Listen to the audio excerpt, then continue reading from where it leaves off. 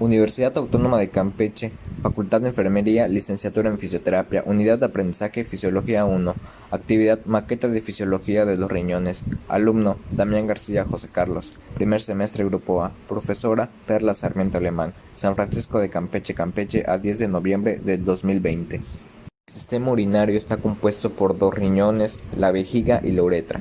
Los riñones producen la orina y los uréteres la conducen. La vejiga la almacena y al final la uretra evacúa el contenido de esta en forma de micción. Este aparato contribuye junto con los pulmones y el hígado, estos a mantener la homeostasis, ya que a través de la orina se eliminan del organismo ciertos productos finales del metabolismo y conservan agua, electrolitos y otros elementos. Además de esta función reguladora, el riñón también funciona como un órgano endocrino. Las hormonas que sintetiza y secreta el riñón incluyen la renina, una enzima que participa en la regulación de la presión arterial. Bueno, la orina que sale desde la vejiga tiene prácticamente la misma composición del líquido que fluye en los conductos colectores. Y pues no hay cambios significativos en la composición de la orina, en su cambio a través de los cálices renales hasta los uréteres y la vejiga. La orina que fluye desde los conductos colectores hacia los cálices renales estira los cálices e incrementa su actividad de marcapasos intrínseca, a lo que a su vez inicia contracciones peristálticas que propagan la pelvis renal y desde a lo largo de la longitud del uréter, forzando hacia la orina desde la pelvis renal hacia la vejiga. En los adultos, pues los uréteres normalmente miden de 25 a 35 centímetros de longitud. Y pues bueno, las paredes de los uréteres contienen músculo liso que están inervadas por nervios simpáticos y parasimpáticos, así como por un plexo intramural de hormonas y fibras nerviosas que se extiende estas a lo largo de toda la longitud de los uréteres. Igual que lo que sucede con otros músculos lisos viscerales, pues existe la contracción peristáltica en el uréter.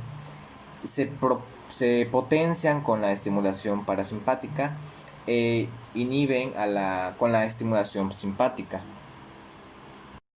Los uréteres entran en la vejiga a través del músculo detrusor en la región trígono vesical, y pues los uréteres discurren normalmente en sentido oblicuo durante varios centímetros hasta la pared vesical. El tono normal del músculo detrusor de la pared de la vejiga tiende a comprimir los uréteres, lo que esto impide el retroceso o el flujo de orina hacia la vejiga, o sea que se regrese. Cuando la presión aumenta en ella durante la micción o la compresión de vejiga, y pues cada onda peristáltica a lo largo del uréter aumenta la presión dentro del uréter, de manera que la región atraviesa la pared de la vejiga y ésta se abre y permitiendo a la orina fluir hacia la vejiga. Pues en algunas personas la distancia que el uréter discurre a través de la pared vesical es menor de lo normal, de manera que la contracción de la vejiga durante la micción no siempre ocluye completamente del uréter. Esto dando como resultado, pues se impulsa hacia atrás cuando parte de la orina de la vejiga hacia los uréteres, un trastorno que se conoce como reflujo vesicuretral.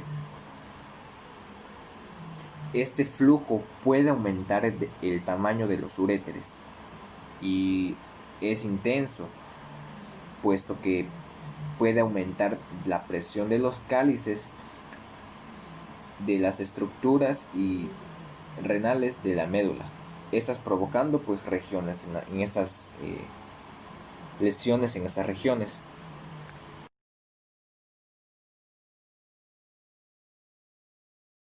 Bien, la formación de la orina comienza con la filtración de grandes cantidades de líquido a través de los capilares glomerulares, estas hacia la cápsula de Bowman.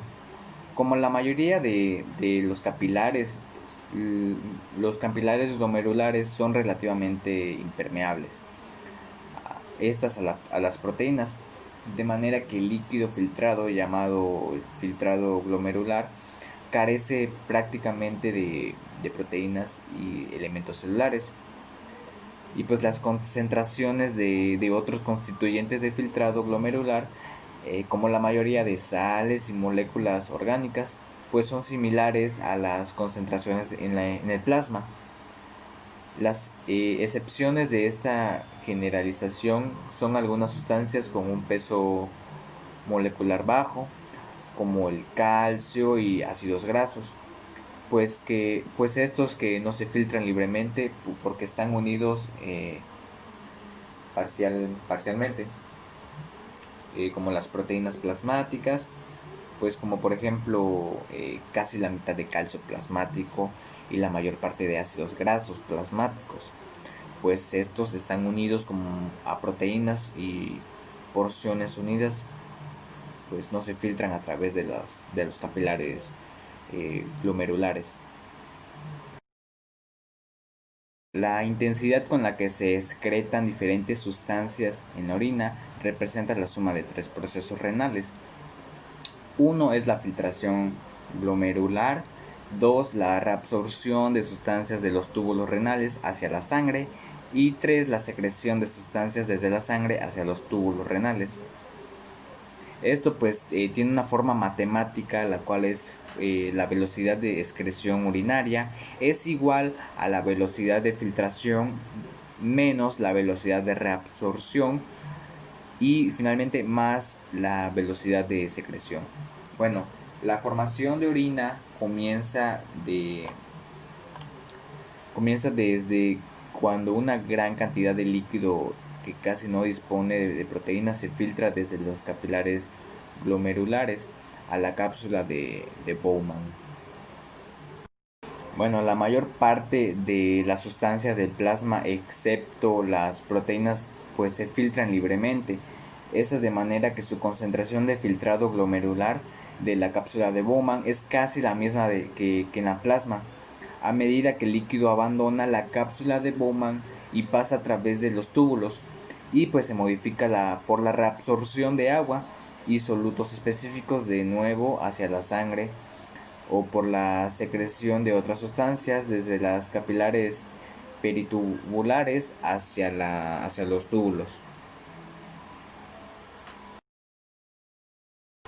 Bueno, las determinantes de la filtración glomerular son que son más variables y están más sujetos al control fisiológico son la presión hidrostática glomerular y la presión coloidomótica capilar glomerular. Estas variables a su vez están influenciadas por el sistema nervioso simpático, las hormonas y las sustancias vasoactivas que liberan a los riñones y actúan a nivel local y otros controles de retroalimentación que están intrínsecos a los riñones. Los mecanismos de retroalimentación intrínsecos de los riñones pues mantienen normalmente el flujo sanguíneo renal del, del FG y pues relativamente son constantes a pesar de cambios acentuados de la presión arterial sistemática. Estos mecanismos todavía funcionan en los riñones perfundidos como sangre que se ha extraído del cuerpo. Independientemente de las influencias sistemáticas, pues esta constancia relativa del FG y del flujo sanguíneo renal se denomina autorregulación. La principal función de la autorregulación del flujo sanguíneo en la mayoría de los tejidos diferentes a los riñones es mantener el reparto de oxígeno y nutrientes en valores normales y la extracción de productos de desechos del metabolismo, a pesar de los cambios en la presión arterial. En los riñones, el flujo sanguíneo normal es mucho mayor que el necesario para estas funciones. La función principal de la autorregulación en los riñones es mantener el FG relativamente constante que permita un control preciso de la excreción renal de agua y de solutos. El FG permanece normalmente autorregulado, pues es decir, que es relativamente constante.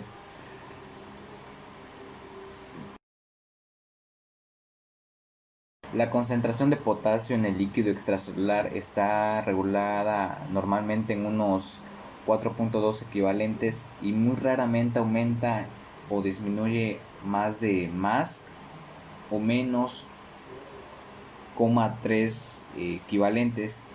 Y pues este control preciso es necesario porque muchas funciones celulares son muy sensibles a los cambios en la concentración del potasio en el líquido extracelular.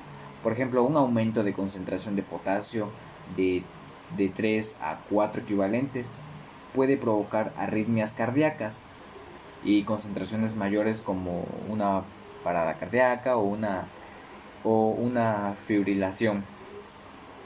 Una dificultad especial en la regulación de la concentración de potasio en el líquido extracelular es el hecho de más de 98% de potasio total corporal que está dentro de las células y solo el 2% está en el líquido extracelular.